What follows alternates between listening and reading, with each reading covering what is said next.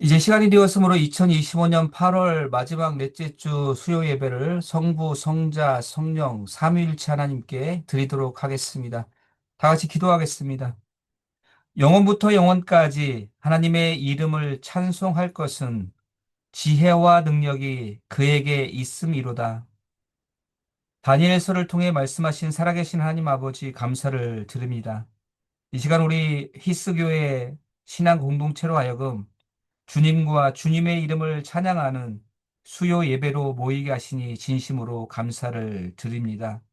이 시간 비록 온라인 예배이지만 우리의 예배 가운데 임재하시는 하나님께 예수 그리스도의 보혈의 공로를 의지하여 전심으로 예배하오니 예비하신 은혜의 말씀과 성령의 새 지혜와 능력으로 우리의 심령을 가득 채워 주옵소서. 우리 주님 예수 그리스도의 이름으로 간절히 기도드립니다. 아멘. 이 시간 다 같이 하나님께 새 찬송가 288장 예수를 나의 구주 삼고를 찬양하시겠습니다.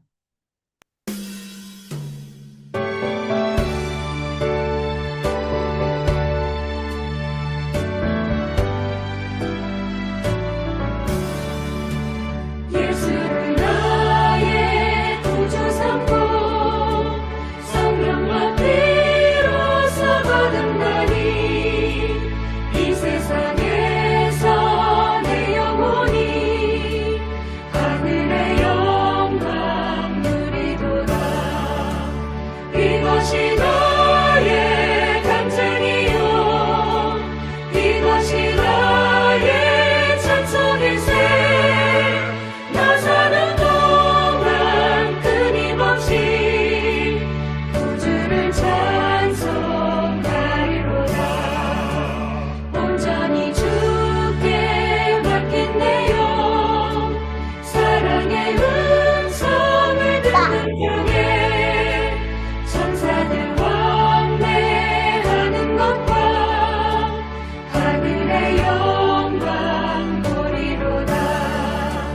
이것이 나의 간증이요 이것이 나의 찬송일세. 나 사는 동안 끊임없이 구주를 찬송하리로다.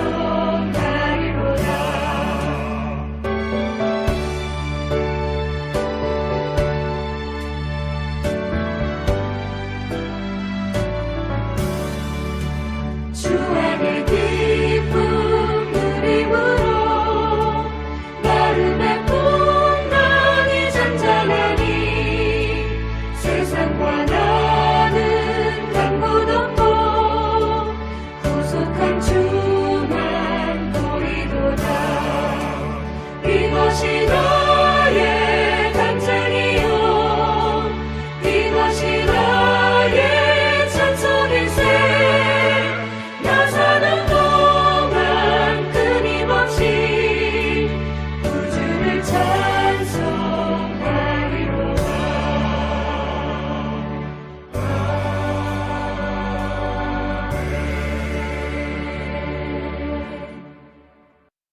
계속해서 다 같이 오직 주의 은혜로를 찬양하도록 하겠습니다.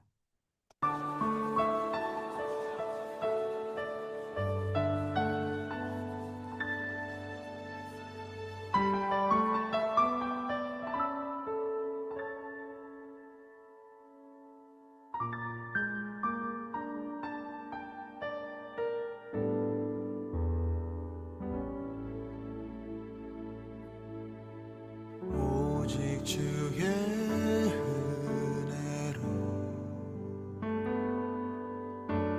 지금 여기 서 있네. 한없는 경배 한없는 찬양 내 영혼 예배 드리네. 나를 위해 이 땅에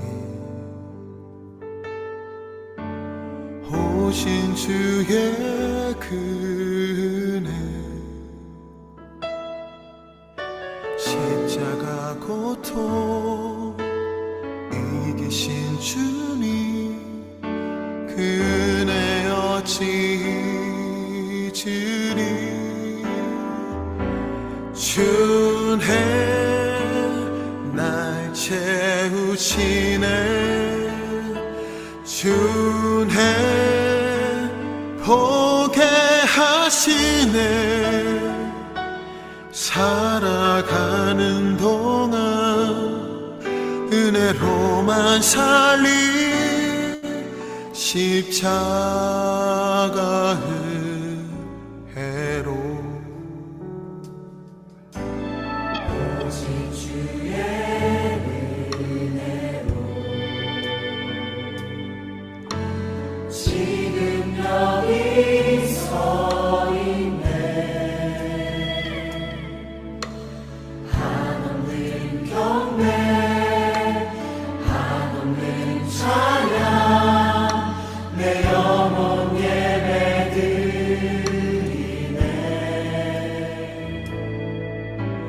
나를 위해 이 땅에 오신 주의 은혜 십자가 고통 이기신 주님 그 은혜 어찌 잊으리 주네 날 채우시네 주네 보게 하시네 살아가는 동안 은혜로만 살리 십자가 은혜로 주네 날 채우시네 주네 보게 하시네 살아가는 동안 은혜로만 살리 십자가 은혜로 주네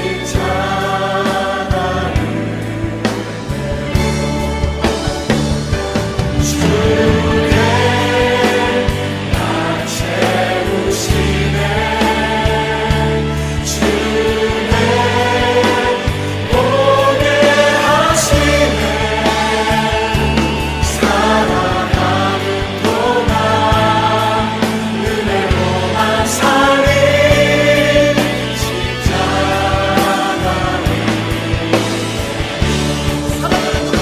보게 하시네 살아가는 동안 은혜로만 살리 십자가 은혜로만 살리 십자가 은혜로 십자가 은혜로 주네 날 채우시네 주네 보게 하시네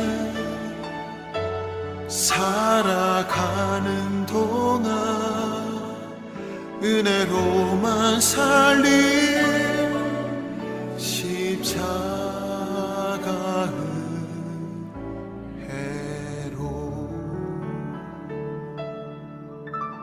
이 시간 다 같이 오늘 수요 예배를 위해서 합심으로 기도하는 시간을 갖도록 하겠습니다. 하나님, 이 예배 가운데 주의 성령을 통해 주의 레마의 말씀이 들려지는 은혜가 있게 하옵소서. 주님, 오늘 우리에게 위로부터 부어주시는 하나님의 말씀을 통해 은혜와 믿음과 소망과 위로와 구원과 회복의 터치가 있을 뿐만 아니라 그 말씀으로 예수님을 점점 닮아가는 은혜도 부어 주옵소서. 오늘 예배를 위해서 또 선포드리는 말씀을 위해서 우리 간절한 마음으로 합심으로 기도하며 나아가도록 하겠습니다. 기도합니다.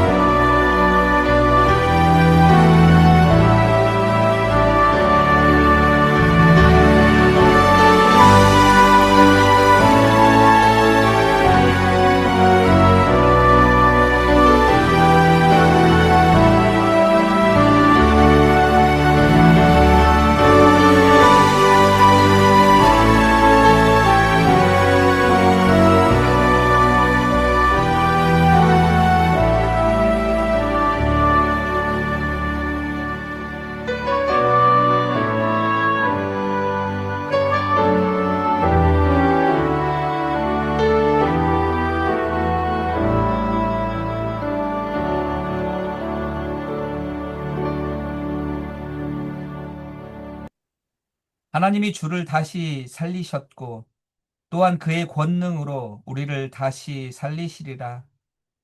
고린도전서를 통해 말씀하신 권능이 하나님 아버지 감사합니다. 이 시간 우리의 영적 생명을 다시 살리시는 하나님의 권능의 말씀을 듣게 하시니 그 크신 은혜에 진심으로 감사를 드립니다. 예수님을 다시 살리신 하나님의 권능이 우리 또한 다시 살리시겠다고 선포하셨사오니 하나님 아버지 이 시간 성령님을 통해 우리의 죽었거나 잠들어 있거나 지쳐 있거나 낙심해 있는 영적 생명 위에 주님의 그 권능의 말씀이 들려지게 하옵소서. 그리하여 선포되는 주님의 그 권능의 말씀이 이 시간 우리의 심령 안에서 살아 역동케 하여 우리의 영적인 생명이 날마다 자라나는 건강하고 복된 인생이 되게 하여 주옵소서. 생명의 말씀으로 찾아오시는 우리 주님 예수 그리스도의 이름으로 간절히 기도드립니다. 아멘. 오늘 우리에게 주시는 하나님의 말씀은 마태복음 21장 33절에서 46절 말씀, 마가복음 12장 1절에서 12절 말씀, 누가복음 20장 9절에서 19절 말씀입니다. 공간 복음인데 시간 관계상 오늘은 마태복음 21장 33절에서 46절 말씀을 저와 여러분이 한 절씩 교독합니다. 먼저 봉독하겠습니다.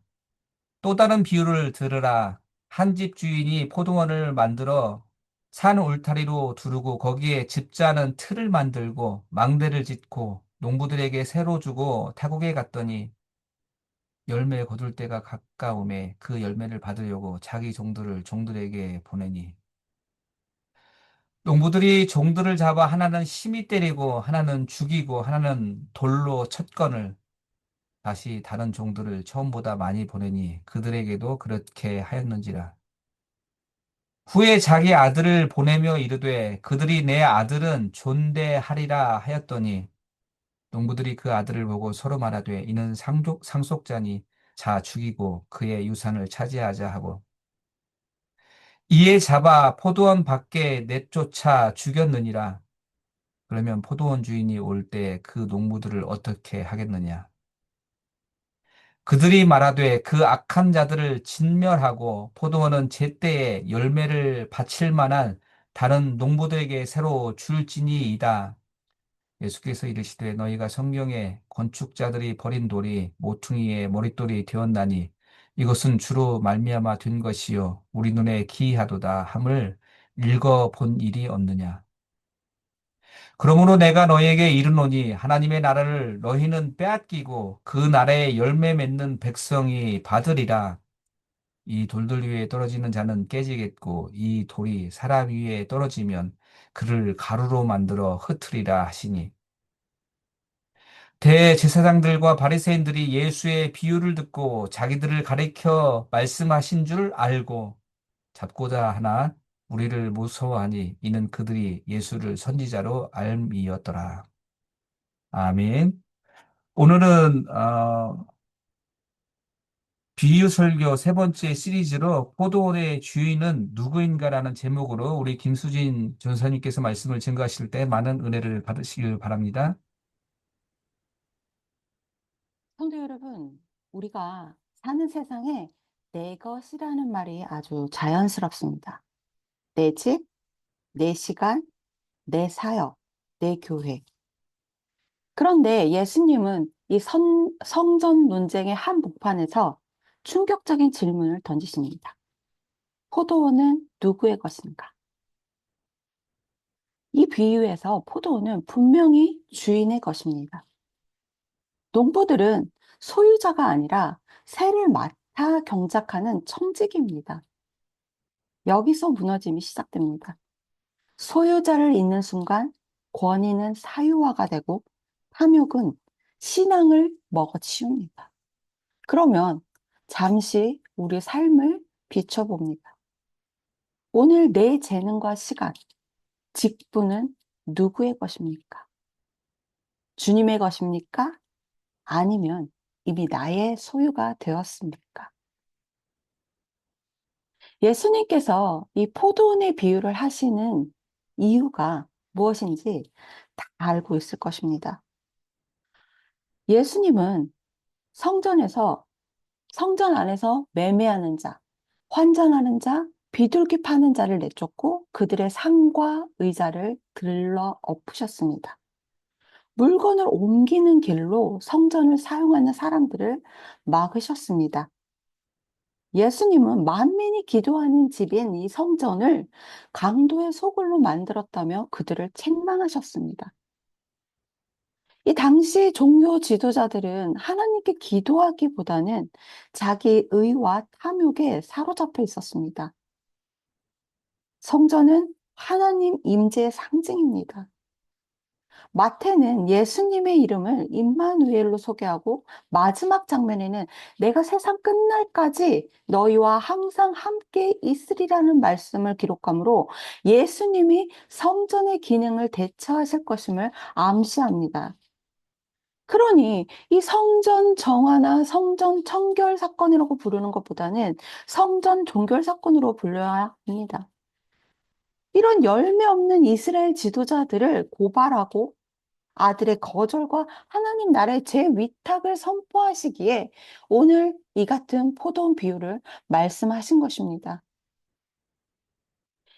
예수님은 비유를 드실 때 강하게 말씀하신 적이 별로 없는데 오늘 상 13절 상반절을 보면 또 다른 비유를 들으라. 강한 명령문으로 말씀하십니다.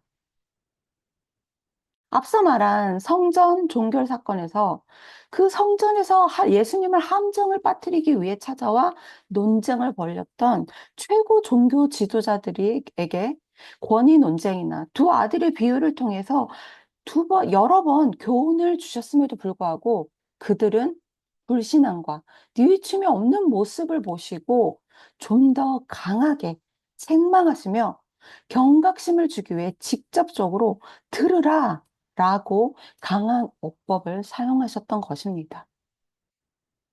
그럼 잠시 상상해 봅시다. 우리 성도 여러분들이 생각하는 지주와 소작인의 모습은 어떤 모습입니까? 지주들의 대부분의 인상과 외모, 인성 이런 것들은 뭐 소설이나 영화, 뭐 한국이나 외국 영화 모든 걸 포함해서 이런 것들에서 비춰지는 모습들은 좋지 않고 악덕한 지주들로 비춰집니다. 그에 반해 소작인들은 그러한 지주들에게 핍박과 괴롭힘을 받습니다. 저만 그런 영화나 소설을 본 건 아니죠. 하지만 오늘 나오는 포도원의 주인은 다릅니다. 농지에 포도원을 세웠습니다. 그것도 정말 잘 만들어 놓았습니다. 울타리를 만들어서 짐승들의 침략을 막았고, 망대를 지어서 도둑을 막고, 소작인들이 거할 수 있게 했으며, 나중에 포도를 수확하여 포도주를 만들 즙틀까지 제공해 주었습니다. 모든 필요한 것들이 퍼펙트하게 완벽하게 마련되어 있었습니다. 거기에 플러스 주인은 옆에서 지켜보면서 감시하는 것이 아니라 타국에 갔습니다. 즉 주인은 그 어떤 영향력이나 간섭을 주지 않고 소작인들이, 농부들이 자율권을 가지며 최대한 포도원 농사에 전념할 수 있도록 모든 것을 제공해 주었다는 것입니다. 그럼 주인이 돈이 많아서 이렇게 했을까요? 이렇게 한 이유가 뭘까요? 나에게 좀 더 풍성한 열매와 소득을 위해서 더 질 좋은 포도를 재배하기 위해서입니다. 하나님은 이처럼 우리에게 필요한 것들을 충분히 그것도 차고 넘치도록 주셨습니다. 그런데 우리는 늘 어떻습니까? 뭐가 없어서 못했어요. 시간이 없어서 못했어요. 재정이 없어서 못했어요. 아, 너무 바빠서 못했어요.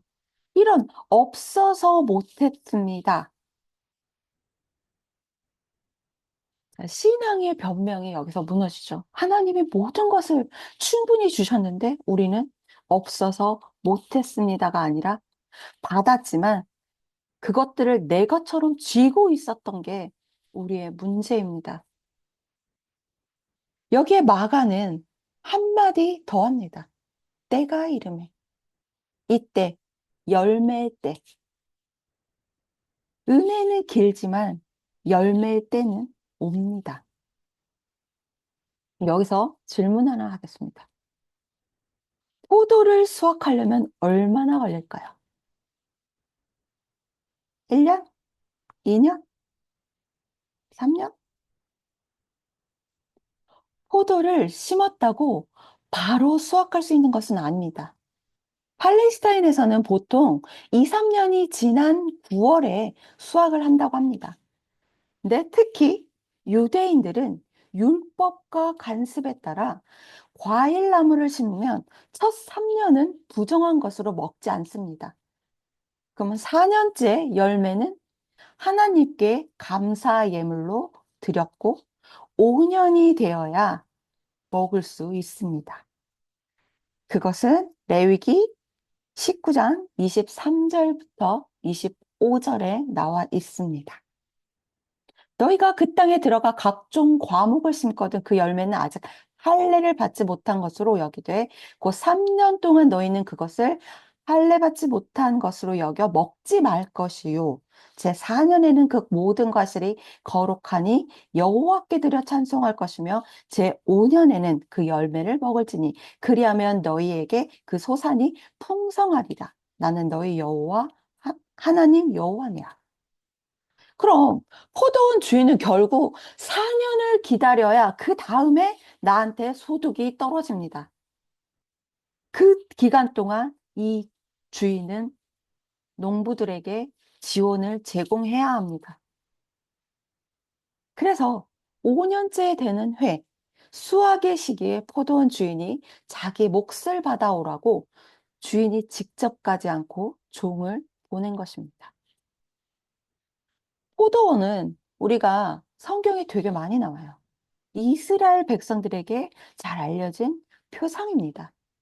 이 포도원은 이스라엘을 상징적으로 나타내는 표상인 것이죠. 이 말씀도 오늘 본문도 이사야 5장의 포도원의 노래를 배경으로 하고 있습니다. 하나님은 사랑하는 포도원을 위해 울타리도 두르고 포도즙 틀을 파고 망대를 세우셨습니다. 이렇게 필요한 것을 다 마련하셨습니다. 그럼 하나님, 무엇을 기대하셨을까요? 뭔가가 있었으니 그렇게 하셨겠죠. 무엇을 기대하셨을까요? 그건 의와 공의 열매입니다. 그런데 안타깝게도 돌아온 것은 피 흘림과 부르짖음이었습니다.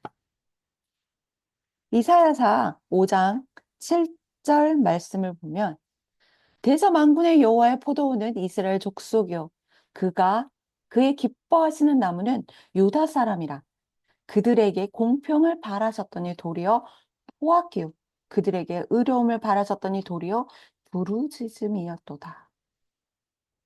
포도원 주인이신 하느님께서는 어떤 일을 맡기고 기대하시는 분입니다. 우리에게 은사와 달란트를 주시고 기대하고 계십니다.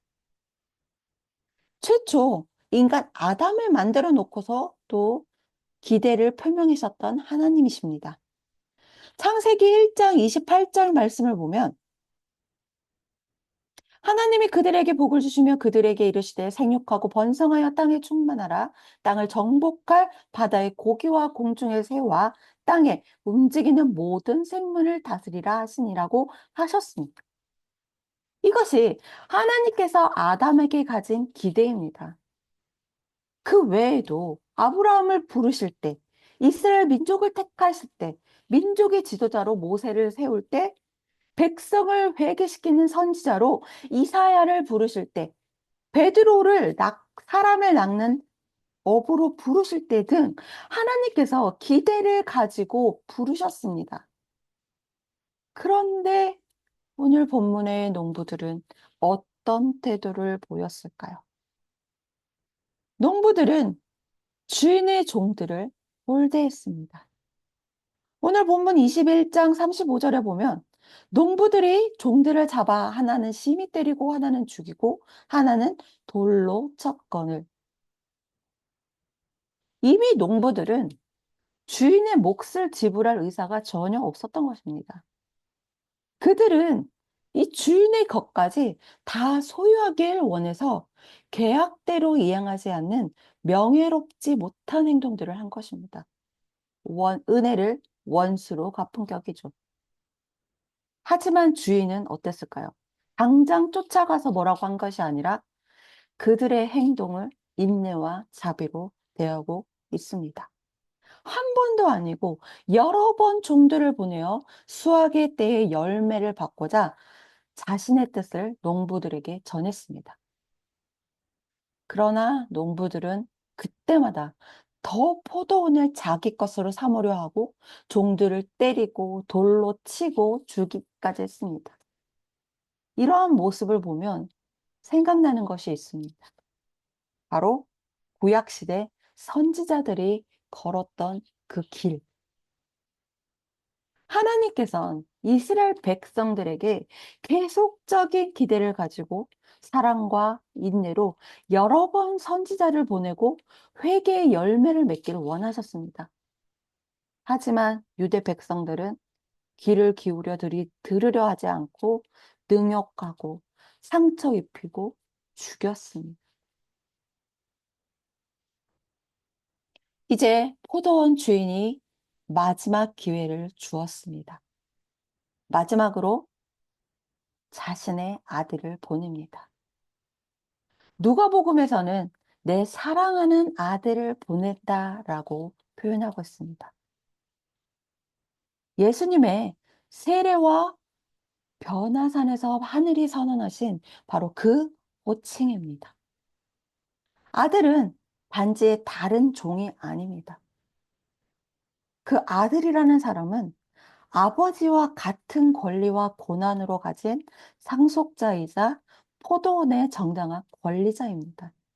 따라서 주인은 농부들이 아들을 만나면 자신을 공경하듯 공경할 것이라고 생각하였습니다. 그것은 요한복음 5장 23절에도 나옵니다. 이는 모든 사람으로 아버지를 공경한 것 같이 아들을 공경하게 하려 하심이라. 아들을 공경하지 아니하는 자는 그를 보내신 아버지도 공경하지 아니하느니라. 자, 이렇게 주인은 보냈습니다, 아들을. 그런데 농부들은 뭐라 합니까? 얘는 상속자니 죽이고 다 차지하자. 그렇게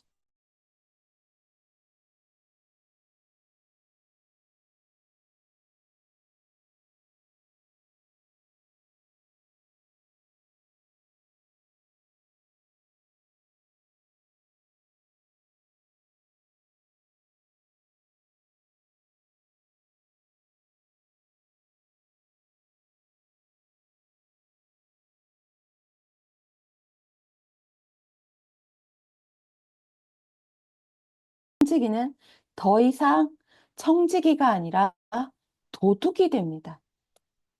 내가 가진 재물, 달란트, 지위, 환경, 운명 등등 이 모든 것들은 내 것이 아닙니다. 하나님께서 맡기신 것들입니다. 우리는 이것을 가지고 최선을 다해 하나님께서 원하시는 열매를 맺어야 합니다. 이 아들을 죽이는 장면을 마태와 누가는 밖으로 내쫓고 죽였다.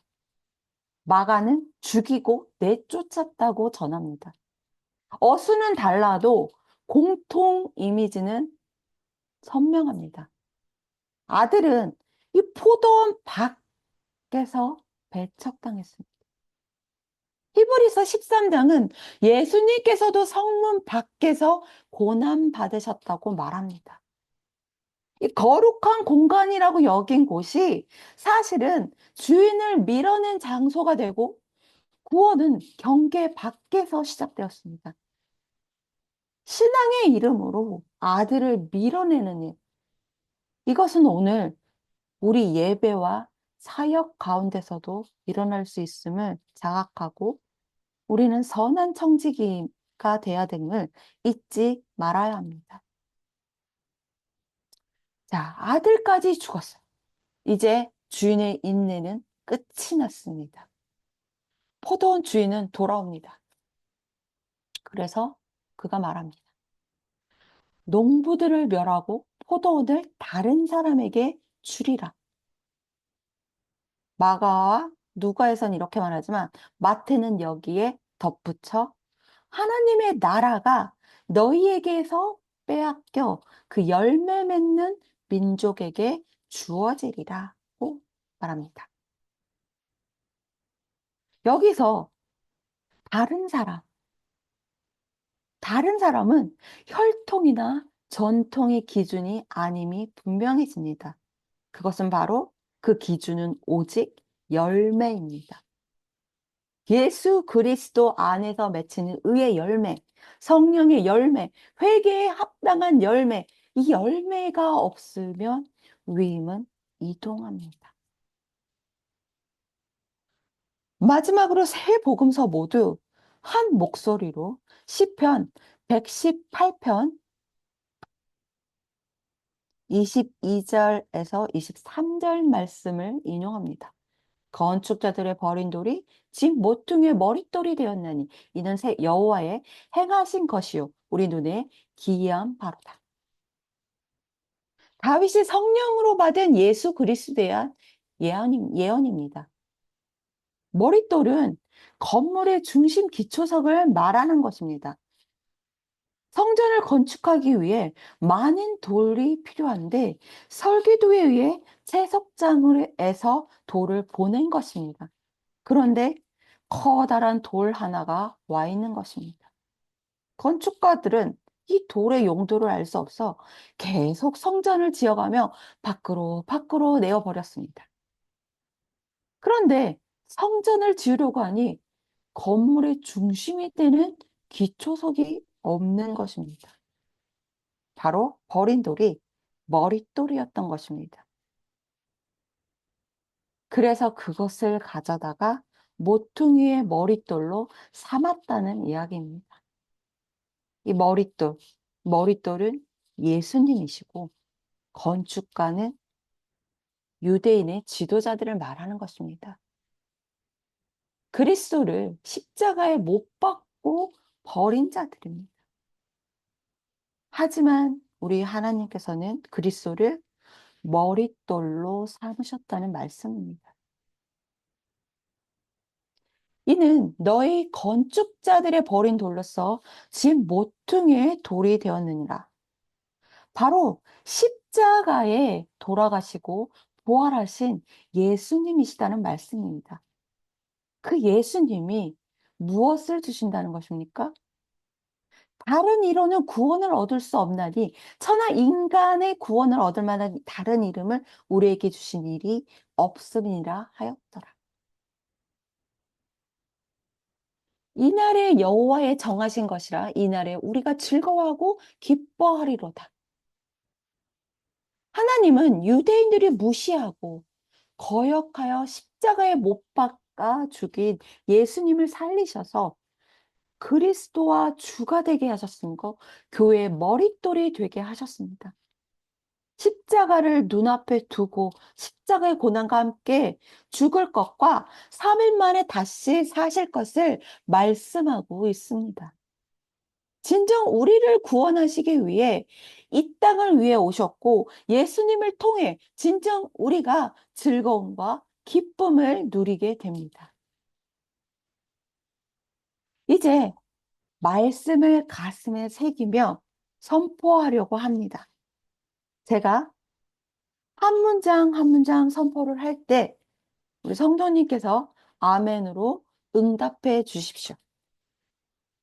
예수 그리스도는 버린 돌이 아니라 머릿돌이시다. 아멘. 하나님의 나라는 특권으로 유지되지 않고 열매로 맡겨진다. 아멘. 우리는 소유자가 아니라 청직이다. 주인의 때가 이르면 열매를 드리리라. 아멘. 아들을 거절하는 경건은 무너지고 아들을 영접하는 공동체에 포도원이 맡겨진다. 아멘. 성령께서 오늘 우리 안에 회개와 의의 열매를 맺게 하신다. 아멘. 사랑하는 성도 여러분, 아들은 밖에서 죽임을 당하셨습니다. 우리가 홀리하다고 자부했던 그 공간이 그분을 밀어냈기 때문입니다. 그러나 하나님은 그 버림을 통해 머릿돌을 세우셨습니다. 역전의 은혜입니다. 오늘 우리 개인과 가정과 교회가 그 돌에 정렬될 때 하나님은 다시 우리에게 포도원을 맡기십니다. 단 열매로. 주님께 이렇게 고백합시다. 주여, 포도원은 주님의 것입니다. 제 시간과 재정과 자리도 주님의 것입니다. 주님이 찾으시는 열매를 드리겠습니다. 기도하겠습니다. 주 포도원의 주인이신 하나님 아버지, 우리를 주의 포도원에 세워 청지기로 부르신 은혜를 감사합니다. 울타리와 틀과 망대까지 예비하신 사랑 앞에 변명과 합리화를 내려놓습니다. 여러 번 종들을 보내고 끝내 사랑하는 아들 상속자를 보내신 하나님의 오래 참으심을 기억합니다. 그러나 열매의 때가 이른 것도 기억합니다. 주님, 우리가 아들의 권리를 침범하여 권위를 사유화했던 교만을 회개합니다. 주님의 것을 내 것이라 여긴 마음을 십자가 아래 내려놓습니다. 버린 돌이 머릿돌 대신 예수 그리스도 위에 우리의 신앙과 가정과 교회를 다시 세워 주옵소서. 마태가 증언하듯 열매 없는 특권을 회개하고 마가가 선포하듯 버린 돌이 머릿돌 대신 그리스도 앞에 서며 누가가 촉구하듯 오늘 회개하고 지금 순종하게 하옵소서. 우리 교회를 형식이 아니라 열매로 검증되는 공동체가 되게 하시고 모든 의사결정이 그리스도 중심으로 정렬되게 하시며 약함과 실패함에도 복음의 반전이 되게 하옵소서. 청직의 두려움과 담대함을 주시고 도시와 이웃 가운데 공의와 화해가 흐르도록 하옵소서.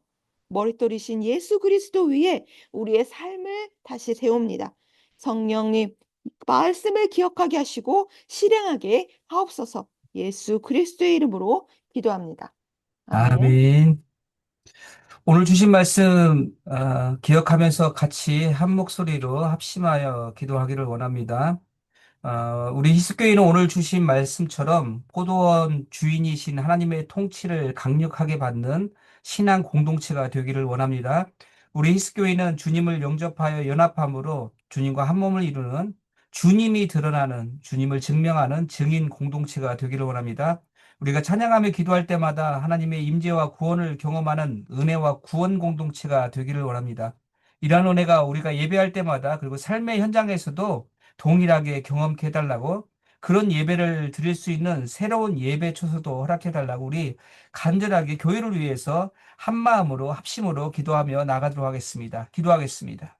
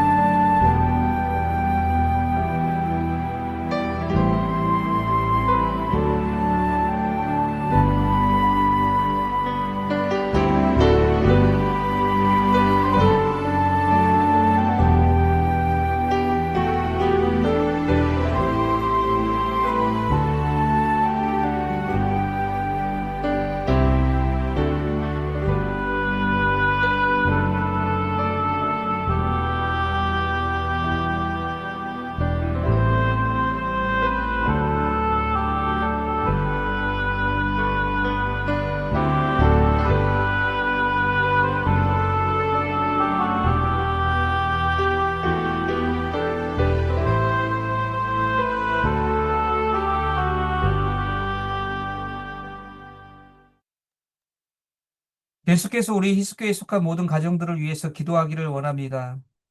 특별히 알츠하이머로 오랜 병상에 누워 계시는 김기영 지사님, 가래를 때문에 예, 고통 중에 계시는데 위해서 간절히 기도하기를 원합니다. 더불어 시니어 어르신들의 건강을 위해서 간절히 기도해 주시고 여러 생각나는 환우분들을 위해서 기도해 주시길 바랍니다. 12학년 수험생인 이민영 구선우 학생과 그리고 중고등부 학생들, 특히 유학생들인 도원이와 시원이를 위해서 기도해 주시고 경제적으로 어려운 상황 중에 계신 성도님, 각 가정의 복잡한 문제를 기도하고 계신 성도님과 영적인 회복이 절실히 필요한 성도님들, 특히 그 가정에 속한 자녀들을 위해서 모든 한 사람 한 사람을 하나님께서 찾아가 주시고 회복시켜 주시고 구원을 베풀어 주시고 위로해 주시고 믿음의 기적을 베푸시는 그 은혜가 우리 희숙교에 속한 모든 가정 가운데 있게 해달라고 우리 간절한 마음으로 합심으로 기도하며 나아가도록 하겠습니다.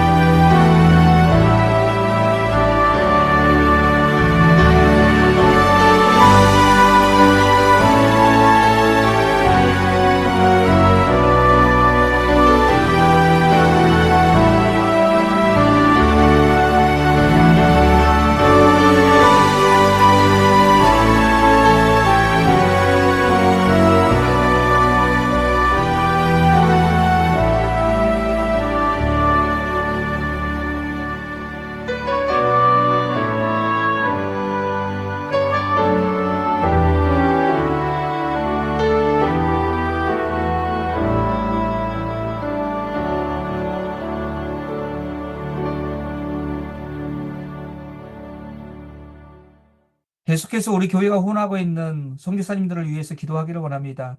선교사님들이 매일의 삶과 사역 가운데서 하나님께서 때에 따라서 필요한 은혜를 공급하시는 그 일하심을 선교 현장에서 생생하게 경험함으로 맡겨주신 열방의 구원을 위한 그 선교적 사명들을 능력 있게 감당해 달라고 기도해 주시고 그리고 미랄 장애인 선교를 위해서 기도하기를 원합니다. 특별히 그 미랄 선교에 속한 장애우들과 그 가족들과 그들을 섬기는 사람들 모두가 모일 때마다 하나님의 사랑과 위로하심과 동행하심을 경험케 해 주옵소서. 우리 간절한 마음으로 선교사님들과 그리고 미랄 장애인 선교회를 위해서 우리 합심으로 기도하며 나가도록 하겠습니다.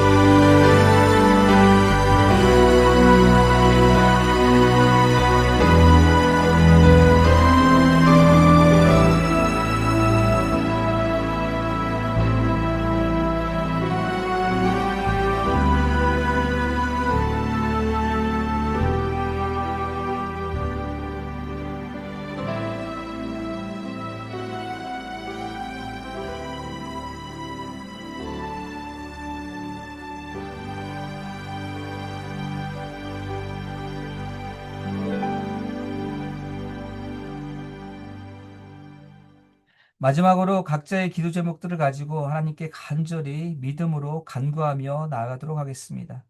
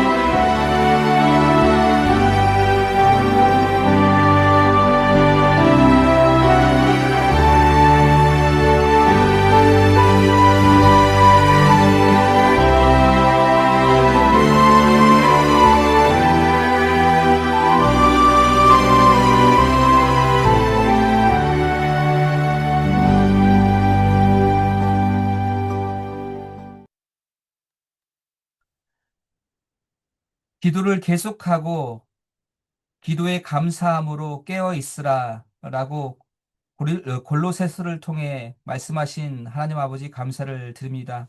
이 시간 우리 히스교회 신앙 공동체 모두가 주님의 이름으로 모여서 기도를 계속하고 또 기도의 감사함으로 깨어 있게 하시니 그 크신 은혜에 진심으로 감사를 드립니다.